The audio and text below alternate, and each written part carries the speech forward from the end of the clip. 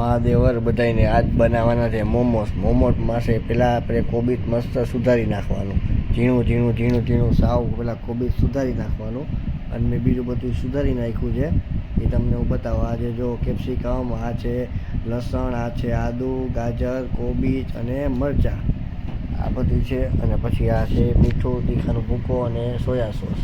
આમાં આપણે પહેલાં તેલ નાખી દેવાનું અને તેલ ગરમ થઈ જાય એ 2-3 મિનિટ રાખવાનું. તેલ ગરમ થઈ જાય એટલે પહેલાં આપણે આમાં નાખવાના જે કેપ્સિકમ, આદુ અને લસણ, પહેલાં એ ત્રણેય નાખી દેવાનું. અને એ મસ્ત ચડી જાય, વ્યવસ્થિત ગરમ થઈ જાય ને ચડી જાય. અને પછી આપણે મરચાં, કોબીજ અને એ બધું નાખીશું. એટલે આપણે આ જોઈ લઈએ બરાબર. આ બધું નાખી દેવાનું, કોબીજને બધું આપણે નાખી દીધું. અને પછી એમને રાખવાનું. પછી ધીમે ધીમે બધું હલાવી નાખવાનું. એટલું હલાવવાનું આપણે દિલ્હી જવાની જરૂર ન પડે. આપણે દિલ્હીનો સ્વાદ આપણને ઘર બેઠા આવી જાય. એટલું હલાવી દેવાનું એટલે શું મજા આવે. અને હવે આપણે 2-5 ભલ્યા થતું. હવે આપણે મેંદાનો લોટ ઠંડો બહુ હોય ભાઈ, તમે ટ્રાય કરજો.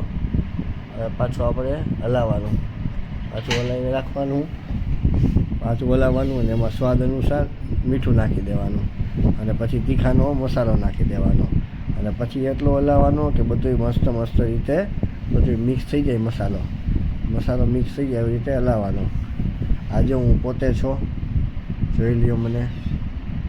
અને પછી આપણું બધું એમાં આઈડી છે ફેસબુકમાં, ઇન્સ્ટાગ્રામમાં Abhi148, ઇન્સ્ટાગ્રામમાં છે, ફેસબુકમાં અભિષેક રાનપરા છે.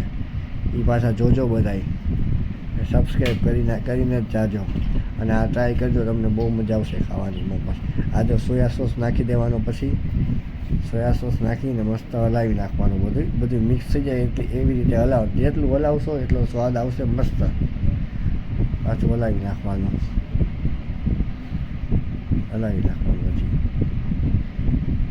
અને પછી હવે આપણે પાછો મેંદાનો લોટ બાંધી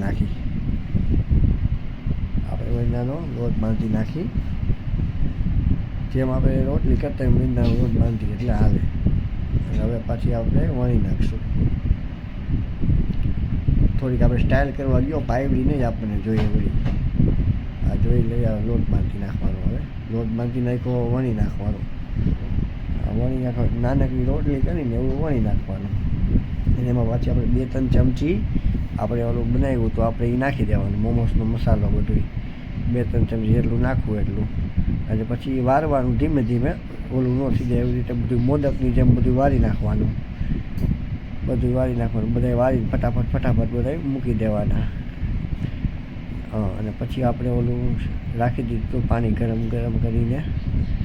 પાણી ગરમ થઈ ગયું હતું, 5-10 મિનિટ રાખી દીધું હતું. એની અંદર બધા મોમોસ નાખી દેવાના.